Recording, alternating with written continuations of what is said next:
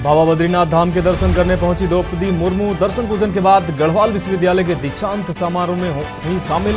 राष्ट्रपति का 3 दिनों का है उत्तराखंड दौरा।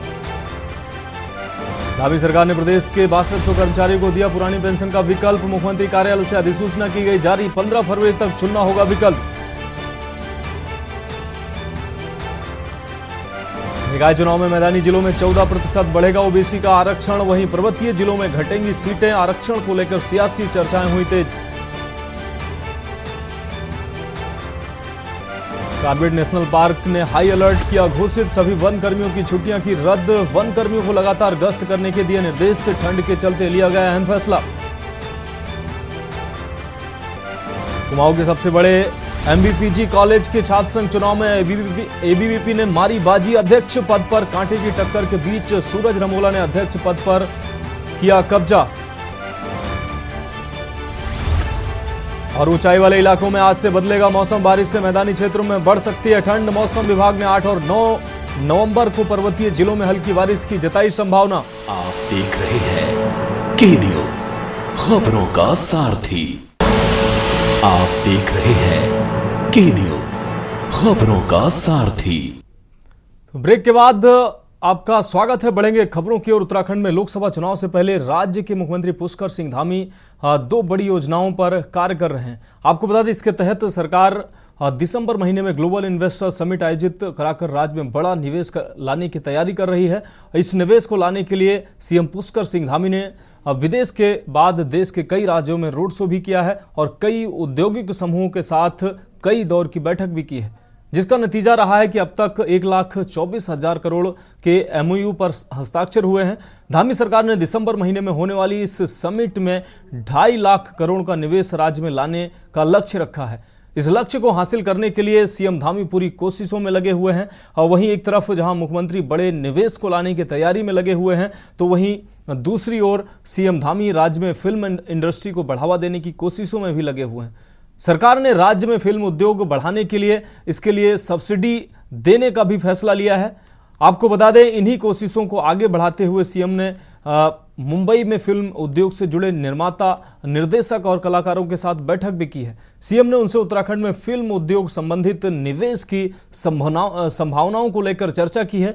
मुख्यमंत्री ने कहा कि राज्य सरकार उत्तराखंड में 75% शूटिंग होने पर हिंदी फिल्मों को 1.5 करोड़ रुपए तक की सब्सिडी देगी। क्षेत्रीय फिल्मों को 25 लाख रुपए तक की सब्सिडी देगी। वह अन्य राज्यों की भाषाओं की फिल्मों को 15 लाख रुपए तक सब्सिडी दे रही है। सरकार इसमें इजाफा करने पर भी विचार कर रही है।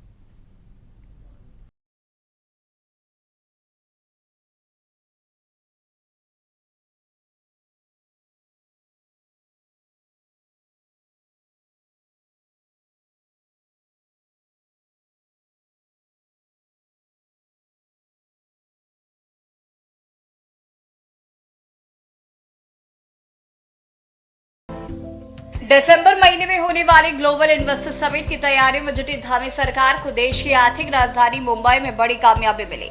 मुंबई में आयोजित हुए रोड शो के दौरान कुल 30,200 करोड़ के एमओयू साइन किए गए हैं। इसके साथ ही अभी तक एमओयू का आंकड़ा 1,24,000 करोड़ के पार पहुंच गया है।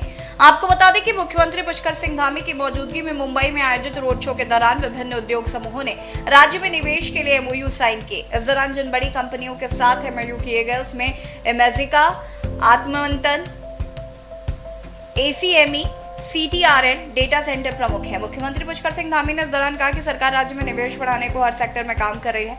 उत्तराखंड का शांत माहौल निवेशकों को राज्य में निवेश के लिए आकर्षित करता है। वहीं राज्य में ग्लोबल इन्वेस्टर समिट पर आरोप प्रत्यारोप शुरू हो गया। देखिए, बहुत बड़ी बात है कि उत्तराखंड राज्य की भौगोलिक जो परिस्थितियां उनके आधार पर अगर प्रदेश के मुख्यमंत्री जी ने 2.5 लाख करोड़ का इन्वेस्ट की जो कल्पना की थी, और कल्पना ने उसको जमीनी धरातल उतारने के लिए हर प्रकार का जो पहले से जो उसके लिए नियोजन की चीजें रहती हैं उसको धरातल उतारने का काम किया। और 1,24,000 करोड़ रुपए की इन्वेस्टर के एमयू साइन हो चुके हैं। और मुझे बताते खुशी है कि जब भी इन्वेस्टर जब पुष्कर धामी से मिलता है तो इतनी संतुष्टि रहती है कि हर प्रकार के इन्वेस्ट के दृष्टिकोण से वो मुख्यमंत्री का आभारी व्यक्त कर रहे हैं। तो ये प्रश्न खड़े करना है कि भाई किस नीति के आधार पर हो रहे हैं, ये इन्वेस्टर जो है ये उद्योग लगा पाएंगे नहीं लगा पाएंगे, ये अभी तक का कांग्रेस का जो नजरिया इस बात को प्रदर्शित करता है कि एक अच्छे कार्य को भी देखने का, समझने का प्रयास कांग्रेस मुख्य विपक्षी दल होने के नाते नहीं कर पा रहा है। और मैं कह सकता हूं एक बहुत बड़ा कार्य उत्तराखंड के दृष्टिकोण से पुष्कर सिंह धामी जी धरातल पर उतारने का काम कर रहे हैं। उत्तराखंड बहुत सीमित सरकारी नौकरी वाला राज्य है, इसलिए बड़ी संख्या इन्वेस्टर जब आएंगे तो वो इस राज्य के अंदर जो आज उत्तराखंड का बेरोजगार दर दर भटक रहा, दूर राज्यों में जाके अपनी नौकरियां ढूंढता है, प्राइवेट सेक्टर की नौकरियां ढूंढता है, उन सबको इस राज्य के अंदर ये जो प्राइवेट सेक्टर की जॉब है वो प्राप्त होंगे और इसका जो स्वागत होना चाहिए। मैं आज कह सकता हूँ युवा मोर्चा से लेकर समाज के युवाओं से हम लोग बातचीत कर रहे हैं तो एक इसके प्रति सकारात्मक संदेश युवाओं के मध्य जा रहा है। समिट के लिए गाजे बाजे के साथ ये बताया जा रहा है कि 1,24,000 करोड़ के एमओयू साइन हो गए हैं और लंदन, कभी दुबई, कभी महाराष्ट्र मुख्यमंत्री देखे जा सकते हैं। ऐसे में इसी तरह के लगभग इसी अमाउंट के एमओयू साइन होने की बात हमने 2018 में भी सुनी थी, लेकिन नतीजा सिफर ही रहा और हमारे कहने सुनने के लिए अब कुछ बाकी नहीं रह जाता जब भाजपा के ही पूर्व मुख्यमंत्री त्रिवेंद्र सिंह रावत कई सवाल ग्लोबल इन्वेस्टर समिट पर उठा रहे हैं। एक तो उन्होंने कहा है कि 2018 में जो निवेशकों ने मेरे साथ एमओयू साइन किया था उत्तराखंड सरकार के साथ, उनके पास पुष्कर सिंह धामी को जाना चाहिए था, उनको दोबारा अप्रोच करना चाहिए था कि आखिर एमओयू साइन करने के बाद वो कदम उन्होंने पीछे क्यों लिए, उन कारणों को जानने की कोशिश करनी चाहिए थी। और दूसरी बात जो त्रिवेंद्र रावत जी ने कही वो ये कही कि एमओयू साइन होने का मतलब निवेश आना नहीं होता है, कोई इस गफलत में ना रहे। और वाकई अक्षरशः सही बात है उनकी कि उनके समय पर हमारा अनुभव कुछ इतना कड़वा है कि 1,40,000 करोड़ के एमओयू की बात की गई थी और निवेश शायद 10,000 करोड़ का भी नहीं आया। तो कुल मिलाकर जो लागत हमारी इन्वेस्टर समिट में 2018 में लगी वो भी हमको वापस नहीं मिल पाई। तो ये कैसे समझा जाए कि इस वक्त जो लंदन दौरे में खूब अपने अमले जमले के साथ मुख्यमंत्री गए, दुबई एक भारी भरकम संख्या में अधिकारियों को और नेताओं को लेकर गए और तो शिक्षा मंत्री को भी लेकर गए और अब महाराष्ट्र में है। ऐसे में ये सारा जो पैसा है ये जनता का पैसा है, गाड़ी कमाई का पैसा है जिसको लुटाया जा रहा है। वहीं एक तरफ जहां मुख्यमंत्री बड़े निवेश को लाने की तैयारी में लगे हैं तो दूसरी ओर सीएम धामी राज्य में फिल्म इंडस्ट्री को बढ़ावा देने की कोशिशों में लगे हुए हैं। सरकार ने राज्य में फिल्म उद्योग बढ़े हैं, इसके लिए सब्सिडी देने का भी फैसला किया। इन्हीं कोशिशों को आगे बढ़ाते हुए सीएम धामी ने मुंबई में फिल्म उद्योग से जुड़े निर्माता, निर्देशक और कलाकारों के साथ बैठक की है। सीएम ने उनसे उत्तराखंड में फिल्म उद्योग संबंधित निवेश की संभावनाओं को लेकर चर्चा की। मुख्यमंत्री ने कहा राज्य सरकार उत्तराखंड में 75% शूटिंग होने पर हिंदी फिल्मों को 1.5 करोड़ रुपए तक की सब्सिडी, क्षेत्रीय फिल्मों को 25 लाख तक की सब्सिडी, अन्य राज्यों की भाषाओं की फिल्मों को 15 लाख रुपए तक सब्सिडी दे रही है। सरकार इसमें इजाफा करने पर भी विचार कर रही है। सीएम धामी की इन कोशिशों से सरकार से संगठन तक सीएम धामी के इन प्रयासों की सराहना कर रहा है, जबकि विपक्ष मुख्यमंत्री की इस कोशिशों को आई वॉश बता रहा है। देखिए, प्रदेश के अंदर ग्लोबल इन्वेस्टर समिट हमारा दिसंबर में होने वाला है और माननीय मुख्यमंत्री जी ने देश विदेश में हर प्रकार से सभी वर्गों को साथ जोड़कर जो बैठकें की हैं, जो रोड शो किए हैं, जो एक मैसेज उत्तराखंड का पूरे प्रदेश में से गया है वो यही है कि यहाँ पे निवेशक आएँ और यहाँ पे निवेश करें, क्योंकि हमारे पास अपार संभावनाएं हैं। तो उन संभावनाओं का जो है उपयोग करके यहाँ पे अपने फैक्ट्रियाँ लगाएं, इंडस्ट्रीज़ लगाएं और पर्यटन की दिशा में हम बहुत बड़ा कार्य कर रहे हैं। प्रदेश में पर्यटन हब के रूप में जो है पूरे विश्व में अपना नाम कर रहा है। योगा स्थली ऑलरेडी जो आध्यात्मिक राजधानी के रूप में हमारे माना जाता है, उस दिशा में हम बहुत अच्छा काम कर रहे हैं और प्रत्येक हॉलीवुड बॉलीवुड के जितने भी फिल्म इंडस्ट्री को लेकर हमारी सरकार सजग है। यहाँ पर हम लोग फिल्म इंडस्ट्री का भी एक, क्योंकि हमारे प्रदेश के अंदर बहुत सारे कलाकार हैं और आपने देखा कि यहाँ पे हर प्रकार की जो प्रतिभा है वो विद्यमान है, उनको एक प्लेटफॉर्म मिले, उस दिशा में माननीय मुख्यमंत्री जी कार्य कर रहे हैं। तो मुंबई में तमाम हस्तियों से उनका रहना हुआ और सभी लोग जो हैं बहुत उत्साहित हैं और ग्लोबल इन्वेस्टर समिट में इस बार गजब का इन्वेस्ट जो है वो होने वाला है। देखिए, मैंने कहा नहीं कि सरकार का काम था कि वो उनको माहौल देते। फिल्म इंडस्ट्री कब आएगी? जब आप उनको इंफ्रास्ट्रक्चर देंगे। अरे आप शूटिंग में अगर वो जाना चाहेंगे तो न तो उनके पास हेलीपैड बेहतर है, ना ही आपने कोई अच्छे होटल्स बनाए। कहाँ वो अट्रैक्ट होंगे, कहाँ वो आएंगे? और इस समय इतना बढ़िया मौका था कि आपका नॉर्थ ईस्ट भी आसान था, आपका कश्मीर आसान था, सबसे बेहतर माहौल उनको उत्तराखंड मिलता अगर ये माहौल देते। लेकिन आपने उनके रहने के लिए अच्छे होटल्स नहीं दे रखे, आपने अच्छी सड़कें नहीं दे रखी हैं, आपने अच्छा वातावरण नहीं दे रखा। तो जब तक अच्छा वातावरण नहीं देंगे तब तक वो यहाँ आकर्षित कैसे होंगे? ना उनके पास इतना समय है कि वो 12 घंटे के सफ़र करेंगे तब वो शूटिंग करेंगे। तो जब तक सरकार गंभीर नहीं है, वो बम्बई घूमे या पेरिस घूमे, वातावरण दें, तो निश्चित तौर पर यहाँ लोगों को माहौल मिलेगा, वो यहाँ आकर्षित होंगे। कुल मिलाकर मुख्यमंत्री पुष्कर सिंह धामी एक तरफ जहां राज्य में इन्वेस्टर्स समिट के लिए जरिए भारी निवेश को लाने की कोशिश में लगे हैं, तो दूसरी ओर राज्य में फिल्म इंडस्ट्री को बढ़ावा देने की दिशा में भी कार्य कर रहे हैं। सवाल ये है कि क्या मुख्यमंत्री की कोशिशें सकारात्मक रंग ला पाएंगी? क्या सब्सिडी के सहारे राज्य में फिल्म उद्योगों को बढ़ावा मिल पाएगा? Uttarakhand takes report. ब्रेक के बाद उत्तराखंड की खबरों में एक बार फिर से आपका स्वागत है। बढ़ेंगे अगली खबर की ओर। मुंबई में मुख्यमंत्री पुष्कर सिंह धामी ने फिल्म उद्योग से जुड़े निर्माता, निर्देशक और कलाकारों के साथ बैठक की। सीएम ने उनसे उत्तराखंड में फिल्म उद्योग संबंधित निवेश की संभावनाओं को लेकर चर्चा भी की। मुख्यमंत्री ने कहा कि राज्य सरकार उत्तराखंड में 75% शूटिंग होने पर हिंदी फिल्मों को 1.5 करोड़ रुपए तक की सब्सिडी देगी।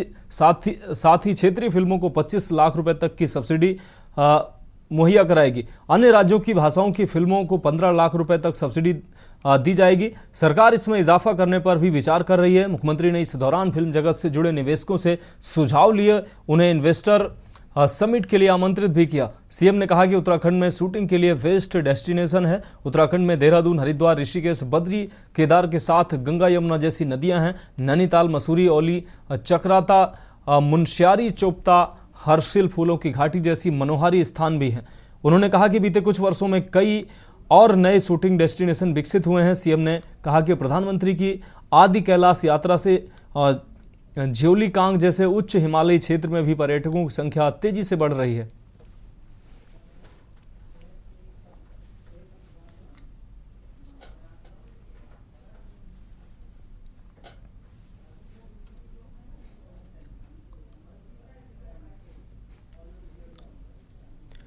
रुक करेंगे अगली खबर का। प्रधानमंत्री नरेंद्र मोदी के ड्रीम प्रोजेक्ट के तहत हरिद्वार हर की पौड़ी कॉरिडोर को लेकर स्थानीय निवासियों और व्यापारियों में भ्रम की स्थिति बनी हुई है, जिसको लेकर हरिद्वार रुड़की विकास प्राधिकरण के उपाध्यक्ष अंशुल सिंह ने लोगों से भ्रमित न होने की अपील की है और कहा है कि अभी इस प्रोजेक्ट पर कार्य किया जा रहा है। धरातल पर इस प्रोजेक्ट को शुरू होने में अभी वक्त लगेगा। हरिद्वार प्रेस क्लब में संवाद कार्यक्रम में शिरकत करने पहुंचे अंशुल सिंह का कहना है कि हरिद्वार हर की पौड़ी कॉरिडोर को लेकर प्राइवेट कंपनियां बनाई गई हैं, क्योंकि प्रोजेक्ट काफ़ी बड़ा है। मैं लोगों से अपील करना चाहता हूं कि अभी इस प्रोजेक्ट की रूपरेखा तैयार की जा रही है, लोग भ्रमित ना हो। कॉरिडोर बनाने के लिए व्यापारियों की दुकानें और मकानों को चिन्हित नहीं किया गया है।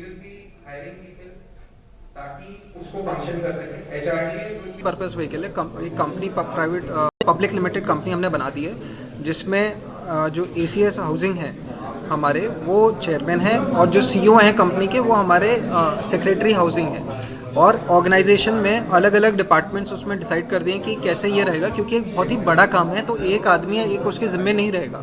तो इसको जैसे एक बड़े प्रोजेक्ट को लाते हैं, वैसा उसका स्वरूप ले आया है। दूसरी बात, मैं लोगों को ये जागरूक करना चाहूँगा, अभी कोई डिसाइड नहीं हुआ है कि कहाँ क्या हटेगा, क्या क्या लगेगा। ये भ्रम में ना रहें। अभी पहले तो कंसल्टेंट हायर होंगे। कंसल्टेंट इसलिए हायर होंगे क्योंकि जिन्होंने ऐसे प्रोजेक्ट्स और जगह कर रखे हैं, उसमें से एक कंसल्टिंग एजेंसी हायर होगी, फिर वो स्टेक होल्डर कंसल्टेशन करेगी, उसके बाद प्रिलिमिनरी रिपोर्ट बनेगी, उसके बाद इंटरिम रिपोर्ट बनेगी, उसके बाद फाइनल रिपोर्ट बनेगी। इसके बीच में बहुत सारा फिल्ट्रेशन होगा, तो तब हम सारे समूहों से, सारे इंस्टीट्यूशन से बात करेंगे। अभी इसमें कोई डिसाइडेड नहीं है। जब स्टेक होल्डर कंसल्टेशन होगा, तब आप लोगों को अपना मत रखना पड़ेगा, तब उसके बेसिस पर ही डेवलपमेंट होगा। जैसे ये डेमोक्रेसी है, उसमें पार्टिसिपेटिव डेवलपमेंट ही होगा। तो अभी भ्रमित मत हो, अभी आप गुमराह मत हो। अभी कहीं से कोई डिसाइडेड नहीं है कि कौन सी दुकान हटेगी, किधर पार्किंग बनेगी, किधर क्या होगा। अभी कंसल्टिंग एजेंसी एक बार आ जाएगी, उसके बाद स्टेक होल्डर कंसल्टेशन करेगी, उसका प्रिलिमिनरी रिपोर्ट होगी। प्रिलिमिनरी रिपोर्ट के बाद दोबारा डिस्कशन होगा, फिर इंटरिम रिपोर्ट और फिर फाइनल रिपोर्ट लगेगी। तो खबरों में वक्त एक और ब्रेक का है, जल्द हाजिर होंगे। आप देख रहे हैं के न्यूज, खबरों का सारथी।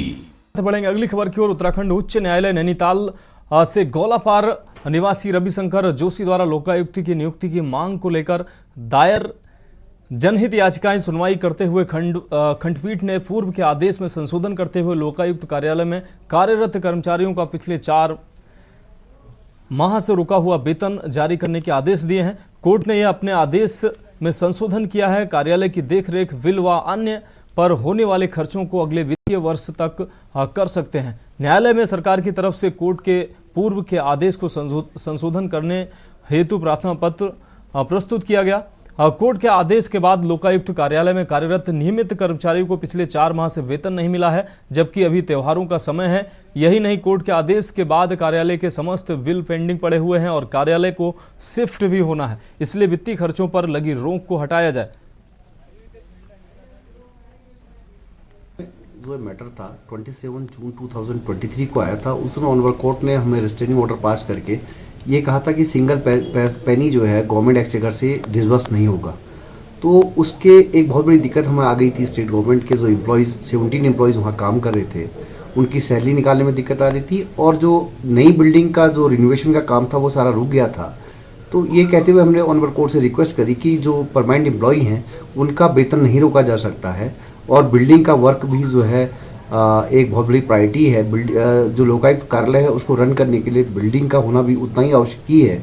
हमारी इन सारी बातों को ऑनरेबल कोर्ट ने कंसीडर किया और इस वित्तीय वर्ष 2023-24 तक उनकी सैलरी और बाकी अदर ड्यूज रिलीज करने के लिए गवर्नमेंट को ऑथराइज कर दिया है और रिस्ट्रेनिंग ऑर्डर को इस एक्सटेंड तक जो है अमेंड कर दिया है। खनन को लेकर भी मामला लगाया था, उस पर कोर्ट ने माइनिंग को लेकर के PIL ऑनरेबल हाई कोर्ट में आई हुई थी, जिस पर ऑनरेबल कोर्ट ने जो टेंडर प्रोसेस थे 4 लॉट्स के लिए उसको स्टे कर दिया था।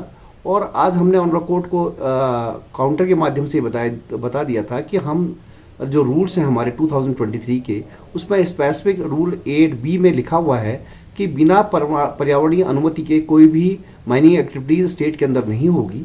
और ये कहते हुए ऑनरेबल कोर्ट ने इसको जो है आज क्लोज कर दिया है PIL को। और जो पिटिशनर ने रिलाई किया था 2022 का गवर्नमेंट ऑफ इंडिया के एक नोटिफिकेशन का, उसमें भी स्पेसिफिक लिखा हुआ है कि जो हाईएस्ट बीडर होगा he will apply for the environment clearance. तो देन इस बात का भी संज्ञान ऑनरेबल कोर्ट ने लिया और ये सारे बातों को मद्देनजर रखते हुए ऑनरेबल कोर्ट ने आज PIL का निस्तारित कर दिया। तो उत्तराखंड की खबरों में अभी के लिए इतना ही। मुझे दीजिए इजाजत और आगे आप देखिए के न्यूज इंडिया का विशेष कार्यक्रम मंथन हमारे प्रधान संपादक ध्रुवेंद्र चौहान जी के साथ। आप देख रहे हैं के न्यूज, खबरों का सारथी।